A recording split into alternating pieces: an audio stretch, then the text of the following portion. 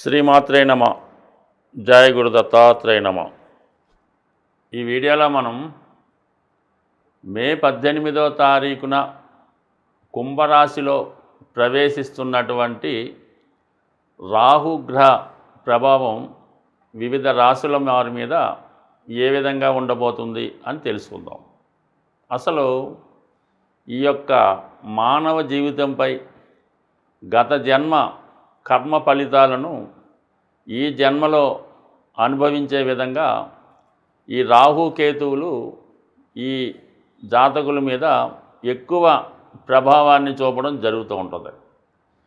ఈ రాహువు ఈ భూమి మీద ఉన్నటువంటి సకల సౌకర్యాలకి, కోరికలకి, ఆశలకి కారణమవుతూ ఉంటాడు. రాహువు డిటాచ్మెంట్ మాట.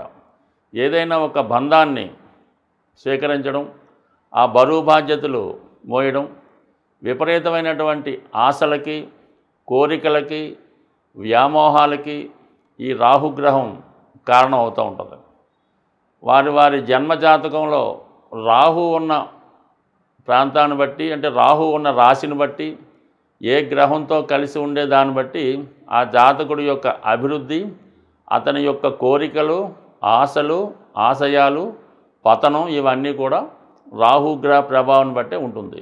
వారి యొక్క జన్మజాతకంలో రాహు శనితో కలిసి ఉంటే జాతకుడు జీవితంలో ప్రథమంలో కష్టాలు పడినప్పుడు కూడా తర్వాత చాలా అత్యున్నత స్థాయికి వృత్తిపరంగా, పారిశ్రామికవేత్తగా, అంటే ముందు ఒక కార్మికుడిగా జీవితం ప్రారంభించి ఒక పారిశ్రామికవేత్తగా అతని శకం ముగించడం జరుగుతూ ఉంటుంది.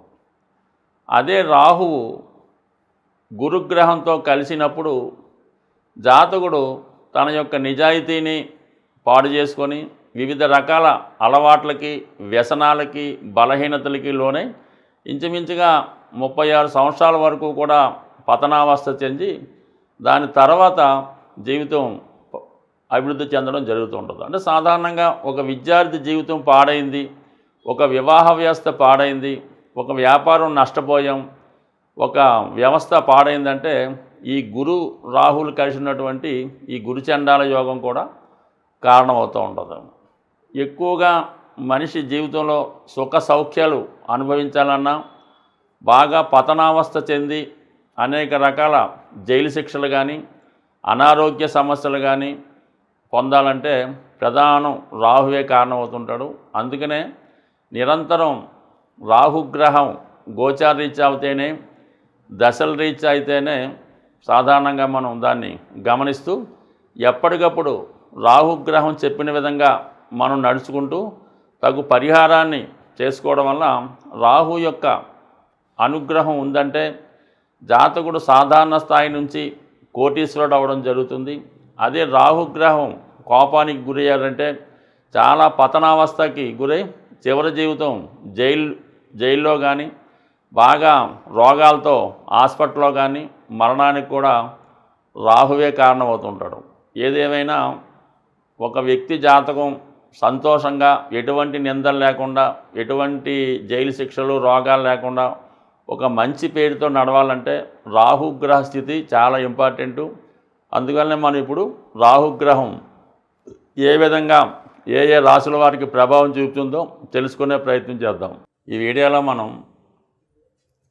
ధనుస్సు రాశి వారికి తృతీయ స్థానంలో ప్రవేశించిన రాహుగ్రహ ప్రవేశం ఏ విధంగా ఉంటుంది అని పరిశీలించినప్పుడు రాహువుకి 3వ స్థానం అన్నది చాలా వరకు సక్సెస్ ఇచ్చే స్థానం.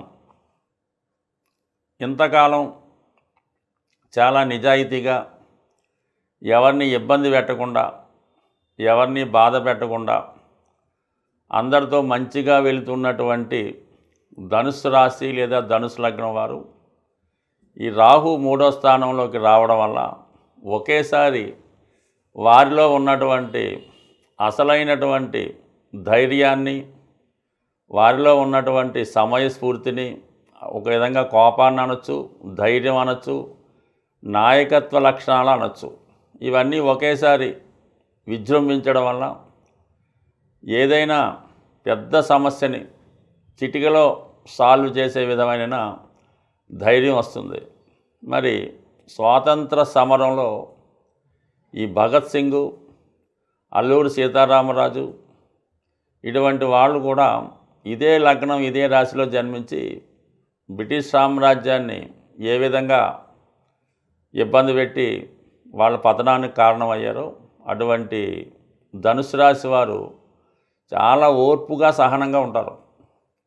కానీ వాళ్ళకి నిజంగా సాధించాలి అని పట్టుదల వచ్చినా, ఒక విధమైన ఆవేశం వచ్చినా కూడా వారు ఏదైనా సాధించగలరు. అటువంటి సమయం ఈ ధనుసు రాశి వారికి 3వ స్థానంలో ఉన్నటువంటి రాహు వల్ల విజయ అవకాశాలు ఎక్కువగా పెరుగుతాయి.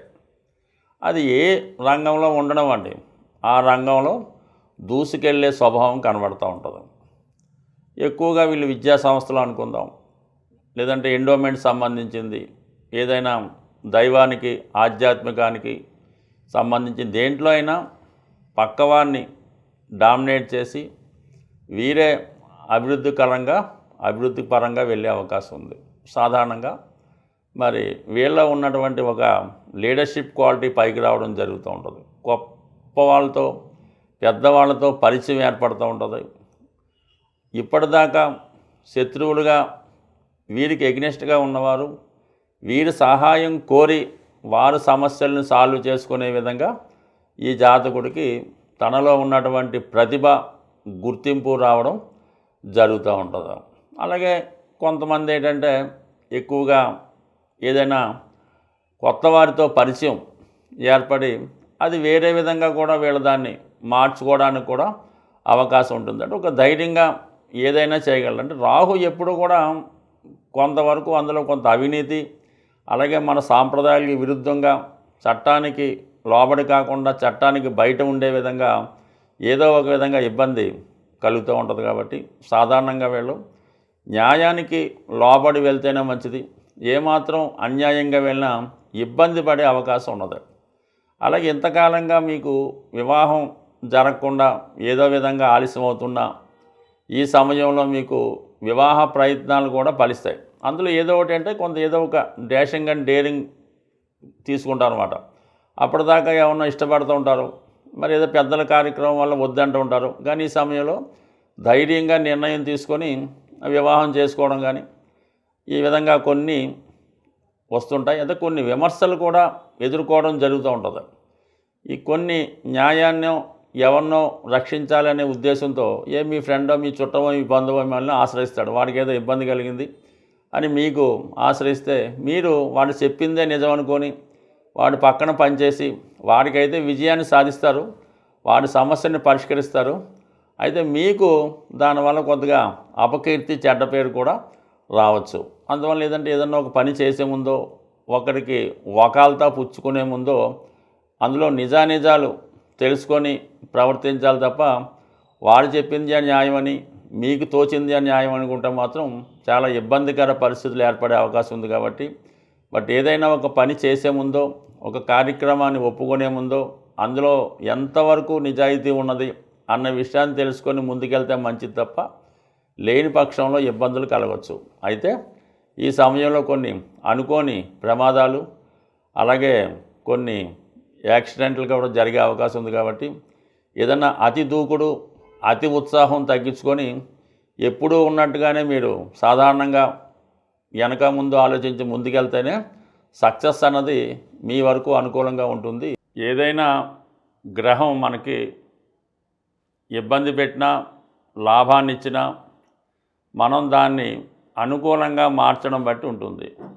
ఏదైనా ఒక గ్రహం మనని ఇబ్బందులు పెడుతుందంటే ఖచ్చితంగా దాని తర్వాత అది మంచి ఫలితం ఇస్తుందని అర్థం చేసుకోవాల్సి ఉంటుంది. అయితే మనం ఆ ఇబ్బందుల్ని ఎదుర్కోవాల్సి ఉంటుంది. అది ఏ విధంగా అంటే మన ప్రవర్తన మన నడవడిక ద్వారా ఎదుర్కోవాల్సి ఉంటుంది. సో ఈ కారణం వల్ల రాహువు ఏదైనా మనం ఒక విధంగా అనుకుంటుంటే వేరే విధంగా తన ఫలితాన్ని ఇవ్వడం జరుగుతూ ఉంటుంది. అందుకే రాహు మాయ అంటారన్నమాట. మనం ఏదో మన ఇంట్లో ఒకరికి అనారోగ్యం ఉందని వాళ్ళ కోసం హాస్పిటల్లో తిరుగుతుంటే సడన్గా వేరే ఇంకొకరికి ఇంకో ప్రమాదం లాంటివి జరిగి అటువైపు డైవర్షన్ చేస్తూ ఉంటారు. మనం ఏదో ఒక యాక్సిడెంట్ జరగకుండా జాగ్రత్తగా కారు డ్రైవ్ చేసుకుంటూ వెళ్తుంటాం, మన దారిలో పక్కనే వెళ్తుంటాం. కానీ వెనక నుంచి ఎవడో వచ్చి ఏ టెప్పరోడో వచ్చి గుద్దా ఉంటాడు. ఇది రాహు పెట్టే మాయ. మనం ఎంత జాగ్రత్తగా ఉన్నా వేరే యాంగిల్ ద్వారా మన గత జన్మలో ఉన్నటువంటి కర్మల్ని ఈ జన్మలో అనుభవించేలాగా చేస్తూ ఉంటాడు. అది అందువల్ల అంటే రాహు మాయ నుంచి తప్పుకోవాలంటే మనం నిజాయితీగా స్వచ్ఛంగా ఉండడం, ఎవరికి అపకారం చేయకుండా చట్టానికి న్యాయానికి లోబడి అక్కడ ఉన్నటువంటి పరిస్థితులకు అనుగుణంగా వెళ్ళినప్పుడు చాలా వరకు మనకి రాహు అనుకూలంగా ఉంటుంది. పెద్దవాళ్ళని గౌరవించడం, 99% వ్యసనాలకి దూరంగా ఉండాలి. అది ఏదన్నా అవ్వచ్చు, దానికి దూరంగా ఉండాలి. ముఖ్యంగా శరీర వాంఛల్ని తగ్గించుకోవాల్సి ఉంటుంది. ముఖ్యంగా ఈ వ్యభిచారం, వావి వరసలు లేకుండా పెద్ద చిన్న లేకుండా పాల్గొనే శృంగార కార్యక్రమాలు అవ్వచ్చు, వాళ్ళ మీద వ్యామోహం పెంచుకోవచ్చు. ఈ వయసులో పెద్ద చిన్న లేకుండా జరిగే ఇవన్నీ కూడా రాహు యొక్క ఆగ్రహానికి కారణమవుతూ ఉంటాయి. అంటే అతను అనుగ్రహించి చేస్తుంటాడు, మళ్ళీ ఆగ్రహించి వేరే విధంగా ఇబ్బంది పెడతా ఉంటాడు. అంటే పబ్లిక్లో అది తప్పు పనిగా భావించి అందరూ చేస్తూ ఉంటారు. ఆఫీసులో 20 మంది పనిచేస్తుంటే 20 మంది లంచాలు ఇచ్చుకుంటుంటారు. ఎవడో ఒకటి ఏసీబీ వాళ్ళు పట్టుకుంటే వాడేదో పెద్ద నేరం చేసినట్టు మిగతా వాళ్ళంతా కూడా ఏదో మంచివాళ్ళగా బిల్డప్ ఇచ్చి వాడిని ఏదో టీవీలో ఫోకస్ చేస్తూ ఉంటారు. అంటే ఇది కామన్గా అందరూ చేసే పొరపాటైనా ఒకసారి ఇబ్బంది అవుతుంటుంది. ఇప్పుడు అందరూ తాగి డ్రైవింగ్ చేస్తుంటారు, ఎవడోడు పట్టుబడుతుంటే వాడిని ఏదో పదే పదే టీవీలో చూపిస్తూ ఉంటారు అన్నమాట. పలానా కానిస్టేబుల్ గారు, ఎస్ఐ గారు డంకన్ డ్రైవ్లో పట్టుబడ్డారని. అంటే వాళ్ళని తాకూడదు అన్నట్టు ఉండదు. అంటే విషయం అలా ఉంటుందని రాహు పెట్టే ఇబ్బందులు, అందరూ చేసే పొరపాట్లనే వీడి టైం బాగోకపోతే వీడు బయటపడి ఇబ్బంది పడుతుంటాడు. ఇటువంటి చిన్న చిన్న సమస్యలను బయటపడాలంటే ముందు మనల్ని మనం సంస్కరించుకోవాలి. దాని తర్వాత ఏంటంటే ఈ మినువులు, మరి రాహు యొక్క దినుసుగా మినువులు కాబట్టి ఇది ఏదన్నా ఆదివారం రోజు, శనివారం కానీ ఈ మినప గారెలు తయారు చేసి ఏదో ఒక 4 కేజీలు నానబెట్టి తయారు చేయించి ఆ మినప గారెలు తయారు చేయించి 4 చెప్పిన ఒక ప్యాకెట్, దాంట్లో మళ్ళా దానికి కావాల్సిన చట్నీ అది వేసి ఏదన్నా వృద్ధులకి, వ్యాధితో బాధపడుతున్న వారికి, తినడానికి లేని వారికి ఈ ప్యాకెట్లు పంచిపెట్టవలసి ఉంటుంది. అంటే రాహు 4 సంఖ్య కాబట్టి 4కో 40 మందికో పంచిపెట్టచ్చు. అలాగే వాళ్ళకి ఏదన్నా ఇష్టమైనవి కూడా ఇవ్వచ్చు. అయితే ఏదన్నా ఎవరైతే రాహుతో పీడించబడుతుంటారో అంటే చాలా భయంకరమైనటువంటి వ్యాధులు, అలాగే వృద్ధాప్యం, అలాగే కొంతమంది ఈ అదే స్త్రీలు అబ్బాయిలు అని కాదు కానీ కొద్దిగా ఇటువంటి వ్యభిచారం అలాగ ఉన్న వాళ్ళకి ఈ విధంగా చేయడం వల్ల, వారికి సేవ చేయడం వల్ల, నారాయణ సేవని గతంలో ఈ సాయిబాబా పుట్టపర్తి సాయిబాబా సంస్థానంలో ఇటువంటి వాళ్ళందరినీ నారాయణ సేవను వాళ్ళంతా స్నానం చేయించి ఫుడ్ పెడుతుండేవారు. అలా చేసినా అనుకూలిస్తూ ఉంటుంది. అలాగే ఈ విధంగా మినపగారెలు పంచిపెట్టచ్చు. ఇంకా అనేక రెమెడీస్ ఉన్నాయి. ముఖ్యంగా ఏంటంటే అమ్మవారి ఏదైనా ఒక శక్తి స్వరూపం, కాళీమాత, దుర్గామాత, ఏదైనా ఈ సింహం మీదో పులి మీదో ఉన్నటువంటి అమ్మవారిని ధ్యానించడం వల్ల ఈ దసరా నవరాత్రులు, ఈ గుప్త నవరాత్రులు వస్తున్నప్పుడు విధి విధానంగా దీక్షగా ఉండడం వల్ల ముఖ్యంగా మత్తు పదార్థాలకి, వ్యసనానికి దూరంగా ఉంటే రాహు బ్రహ్మాండంగా అనుగ్రహించే అవకాశం ఉంటుంది. స్వస్తి.